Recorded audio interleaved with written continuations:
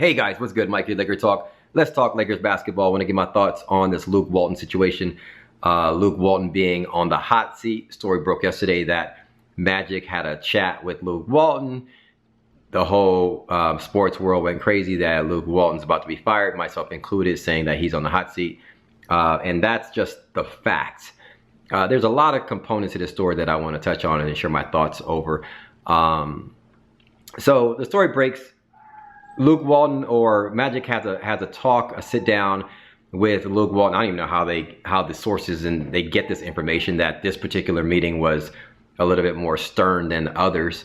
But apparently it happened after the Minnesota game. Lakers lost the Minnesota game, and that's when Lonzo looked lethargic and all that stuff, and we just didn't seem right. And that was a game in particular with Minnesota actually looked good last night against the Golden State Warriors, so they're not a slouch of a team, but they're kind of reeling. They're not really, having it together, and they end up beating the Lakers. And it just seems one of those games where it's almost like we need to get it together, right? So Magic had a talk, a sit down with Luke and whatever, and apparently warned him about, hey, we got to get it together. Now, I listened to Sports Talk Radio, and I was listening to ESPN 710 radio yesterday. Steve Mason was on, Freddie Prinze Jr., who has really great sports takes, and O'Shea, Ice Cube's son, who also is a great basketball mind in terms of they have great sport takes. They love LA basketball, and Freddie Prinze Jr. is well versed in all sports, and Dodgers, Lakers, boxing, and so forth. And they were all saying how their sentiment is this is too early for Magic to be getting on Luke like that. Now, this resonates with a lot of Laker fans and saying, isn't it too early? We're 8 games in. And so a lot of people have that side of it. Mike, you're overreacting. And I'm on the side of Magic Johnson. I'm like, and I'm not saying Magic Johnson does everything right, but I'm like, yes, I saw problems with this. And it's not that it's 8 games in, it's that we're still experimenting, and it seems like we don't have things in place. I don't know what you guys are thinking, but damn near 2 months ago, prior to the season, I already knew what type of system and things I'm going to run with these guys. Why are we still 8 games in, trending downwards, still having difficulty on defense, not knowing what we're doing? Doesn't seem like we're running a system, this and that. It's like guys don't know what minutes they're going to play. Some guys play this, some guys play that, whatever. And I get it. There's a lot of variables that went down this season that, obviously with the fight, Ingram being out, Rondo being out, so forth. But it's like we got to have something that we're running down the stretch. And this proves my point. The last game against the Mavericks, Skip Bayless showed the fact that we won that game, right? We were up huge. And Skip Bayless shows some clips, I was watching it at the gym, of LeBron James Luke Walton not even running plays for LeBron James. No, Luke Walton not running plays for LeBron James down the stretch. One particular play ended up with JaVale McGee taking a sky hook.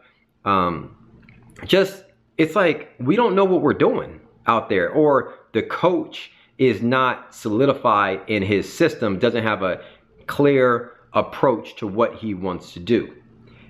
Hence, we're 3-5 now, where we start off with a system, plug and play. 2 months ago, I knew my starting 5. It was JaVale McGee, LeBron, Brandon Ingram, KCP, and Lonzo. Obviously, we see after 2 games, KCP wasn't the player he was. Even in preseason, I would have pulled the plug on that and put Josh Hart in over KCP. Outside of that, I'm still running the same system. Josh Hart is just a more advanced player than KCP, or is a more younger, fresher, more aggressive player than KCP, but he's still the same size. He can still guard the same type of players. He can still shoot the 3 ball that KCP did last year. So you're just plugging in a different 2 guard. We're trying all these different mechanisms and things like that, and So my point here is this. I want to read this tweet that I just saw. It said, this is from Brad Turner. I don't know who this guy is. Maybe he's an NBA analyst or something like that. But it said, sources close to Magic said he was stern with Luke Walton during the meeting, more about not having a system in place than the wins and losses. Magic was more concerned with the system. And look back at some of my videos early in these losses. I'm talking about, it looks like we don't know what we're doing out there. Like, we don't have a system in place. That's what Magic is talking to about Luke. It's like, come on, dude. Like, just let me start seeing something. And it said Magic wants to see Luke have the Lakers run an offense that he has yet to see. So Magic has something in mind that he wants Luke to run, apparently, which remains to be seen, or I don't know what that particular, those details are. Sources said that may be the meeting that opened Luke's eyes. Now, this meeting came after the Timberwolves loss, and we see on the Mavs game that the substitutions and the the minutes played by starters was night and day compared to all the previous games. The bench players, the role players, weren't even in the game primarily. It's almost like he kind of tightened his starter minutes like a playoff game type of thing. And whether that's the sort of, that's coming from this meeting or whatnot, I like where we're going. Obviously, LeBron James played a lot of minutes, 39 minutes. We don't want to play LeBron James 40 minutes every single game.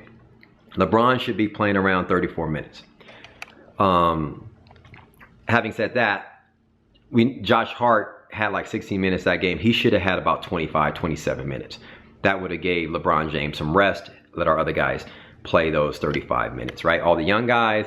JaVale McGee also played a lot of minutes. We can't do that. He has asthma. We need to get another big in there. So having said that, that's what's going on with Luke Walton. Now, my take is this. Luke Walton is a great guy. And I've said this. You heard me say this several times.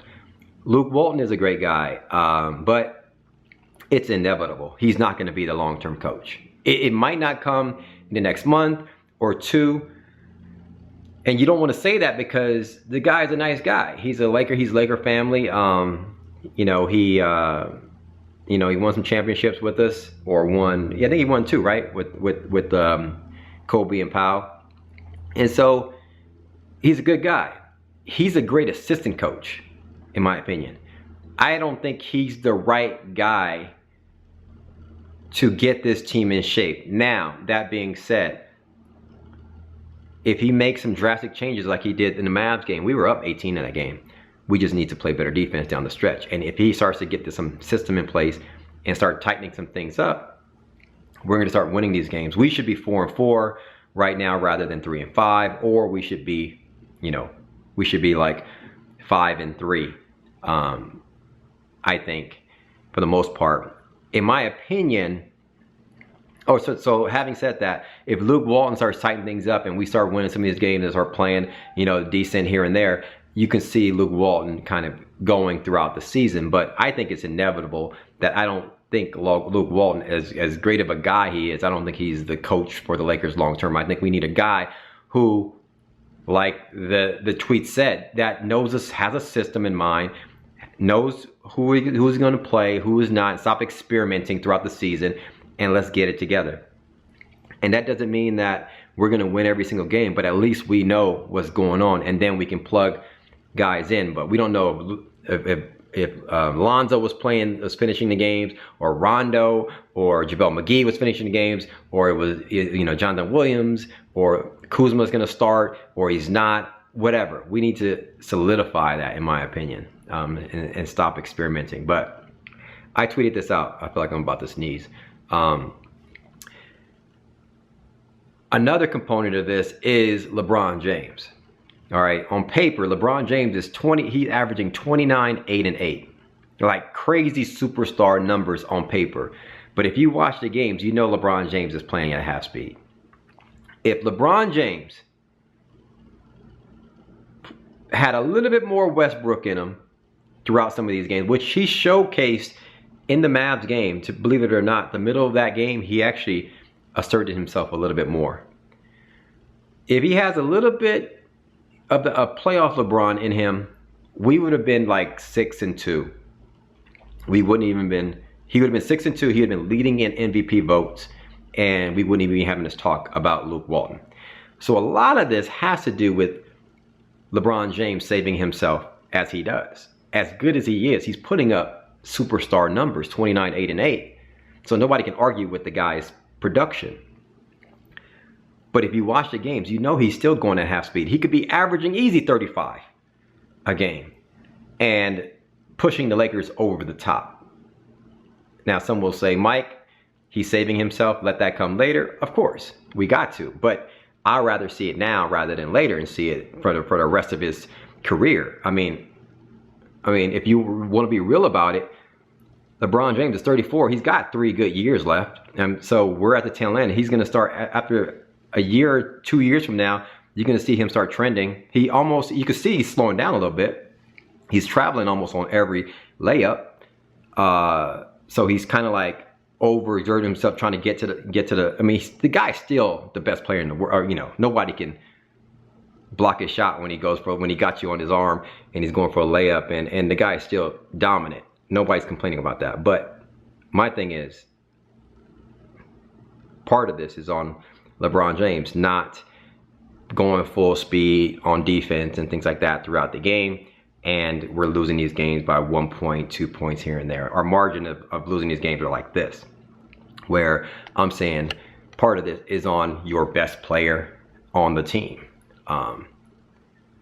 Good, bad, or worse. That's just the facts. Anyway, that's my thoughts on Luke Walton, LeBron James, Magic, and everybody else. We got Portland tonight. Let's see how we do. Hit me up in the comments below. Let me know your thoughts. Thanks for commenting, liking, subscribing. Holla at your boy. We talk. Peace.